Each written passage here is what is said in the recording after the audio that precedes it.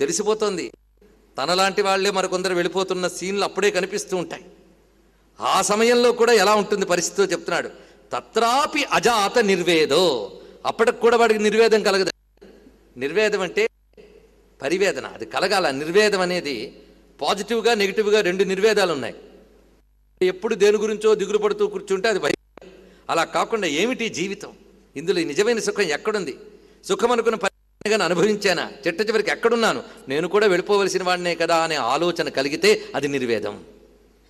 ఆ నిర్వేదం వైరాగ్యానికి హేతువుతుంది. ఆ వైరాగ్యం జ్ఞానానికి, సాధనకి, పశ్చాత్తాపం నుంచి ఇంకేదైనా ప్రాయశ్చిత్తానికో హేతువుతుంది. కానీ అప్పుడు కూడా కలగదుట.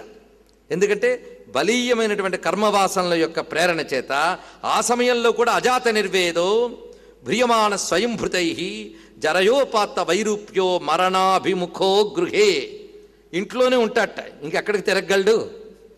అప్పుడు వాడు దేనికి రెడీగా ఉంటాడు ఇంట్లో అంటే మరణాభిముఖ, మరణానికి అభిముఖంగా ఇంట్లో ఉంటాడు వాడు.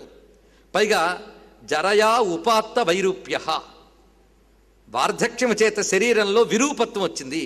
ఒకప్పుడు ఏదైతే సౌందర్యమయమయం అనుకున్నాడో ఆ దేహంలో ముడతలు, వికారాలు, మడతలు, కుంటుతనాలు ఇత్యాదులు చాలా చాలా వస్తాయి, వైరూప్యములు ఏర్పడతాయి. ఆ సమయంలో అప్పుడు కూడా ఇంట్లో వాళ్ళు అన్నం పెడతారట. కానీ ఎలా పెడతారు అనే మాటను చెప్తున్నాడు ఇక్కడ. విసుక్కుంటూ కసురుకుంటేనే పెడతారు, ఆదరంగా పెట్టడం ఉండదుట. కనుక ఇది కేవలం ఈసడిస్తూ పెట్టినటువంటి అన్నాన్ని తింటూ సిగ్గు విడిచి కుక్క వలె భక్షిస్తూ ఉంటాడు ఆ సమయంలో అన్నాడు. ఇలాంటి ఉపమానాలు కూడా చెప్పాడు ఇక్కడ భయంకరంగా. వార్ధక్యం చాలా ఆ బాధాకరమైన అవస్థను వర్ణిస్తున్నాడు ఇక్కడ. మనంతట మనం ఎగరగలిగే వయస్సున్నంతకాలం ఏమీ పర్వాలేదు. ఒక్కొక్కటి యావద్విత్తోపార్జన సక్త తావన్ నిజ పరివారో రక్త పశ్చాజ్జీవతి జర్జరదేహే వార్తాంకోపి న పృచ్ఛతి గేహే అన్నాడు. ఎవరు? మహానుభావుడు శంకర భగవత్పాదుల వారు. ఆ సన్యాసి మన సంసారాల దుర్గతుల్ని ఎంత చక్కగా గ్రహించాడో చూడండి ఇక్కడ. కనుక ఇది తప్పని అధ్యాయం జీవితంలో. ఆ స్థితిలో వాయునోత్క్రమతోత్తార క్రమంగా మరణాభిముఖానికి వెళుతున్న దశలో ఎలా ఉంటుందో వర్ణిస్తున్నారు ఇక్కడ వాడికి. ఎందుకంటే జీవితంలో ఎప్పుడు ఏ విధమైన సాధనలు చేయలేదు గనక ఈ శరీరానికి భిన్నమైన వస్తువు నేను అనే ఎరుకకు సంబంధించింది ఒక్క పని చేయలేదు వాడు. శరీరంతో నేను అనే భావం బాగా అంటుకుపోయింది. దాన్ని పెకలించక తప్పని పరిస్థితి వచ్చింది. ఇప్పుడు వద్దన్నా పెకలించబడుతుంది. కానీ నాడు నాడుల్లో కూడాను ప్రాణానాంగ్రంధిరసిరుద్రోమా విశాంతక అని చెప్పినట్లుగా నేను నేను నేను నేను నేను అనే భావం ఈ శరీరంతో బాగా పట్టిన వీడికి ఈ ప్రాణగ్రంథుల్లోంచి ప్రాణశక్తి ఆ జీవుణ్ణి లాగేటప్పటికి చాలా యాతన ఉంటుంది. అదే సాధనా పరుడై భగవంతుని గురించి చింతన చేసినటువంటి వాడికి ఈ యాతన తగ్గుతుంది ఖచ్చితంగా. వాడు ఎలా విభజింపబడతాడు దీని నుంచి అంటే ఉర్వారకమేవ బంధనాలు. వీటిని జాగ్రత్తగా అన్వయించుకోవాలి. కనుక నేను ఇప్పుడు మీ గరుడ మహాపురాణంలోని విషయం చెప్తూనే ఇతర శాస్త్రముల యందు చెప్పిన కొన్ని అంశములు కూడా మనకు పనికొచ్చేవి కలబోస్తూ ఆ స్థితి అర్థం కావడం కోసం చిన్న చిన్న అన్వయాలు చేయడానికి గురువుల అనుగ్రహం వల్ల నా ప్రయత్నం నేను చేస్తాను.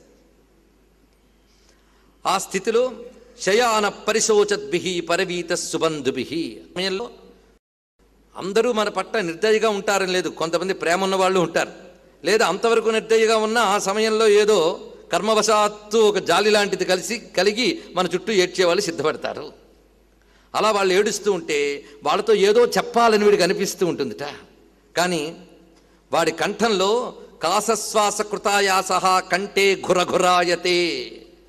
ఆ సమయంలో వాడి శ్వాస ఇత్యాదులన్నింటిలో కూడా గతుల్లో అవరోధములు ఏర్పడి కఫము మొదలైనవి అడ్డుకుని ఎన్నో చెప్పాలనుకున్నప్పటికీ కూడా వాచ్యమానోపి నబ్రూతే కాలపాసవశంగత.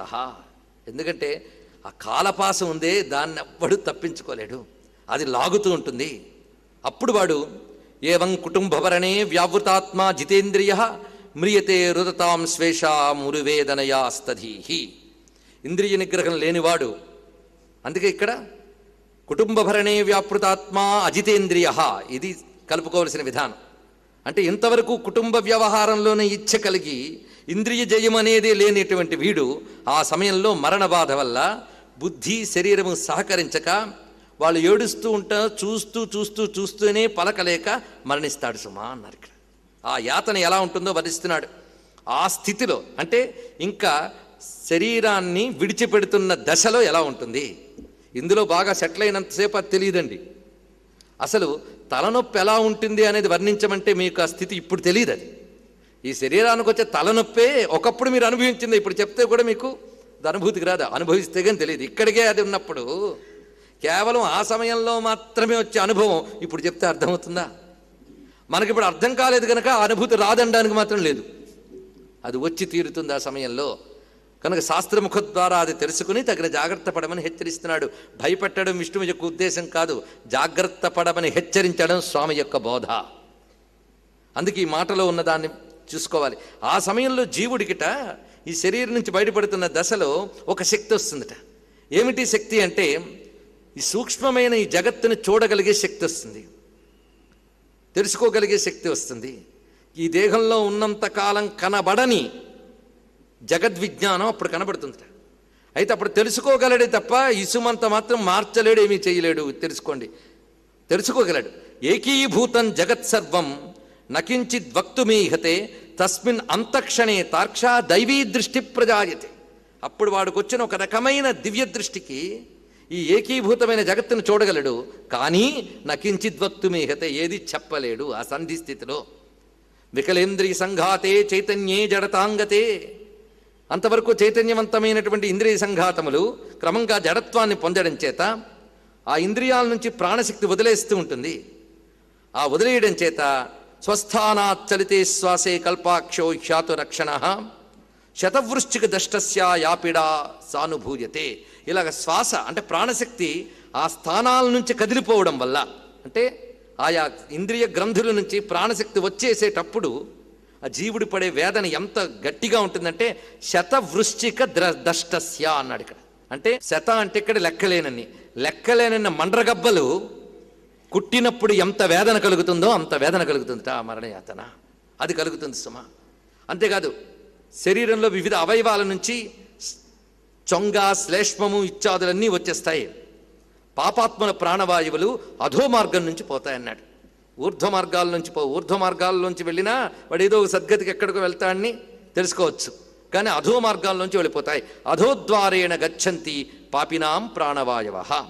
వాడు ప్రాణవాయువులు అధో మార్గంలోంచి వెళ్ళిపోతాయి.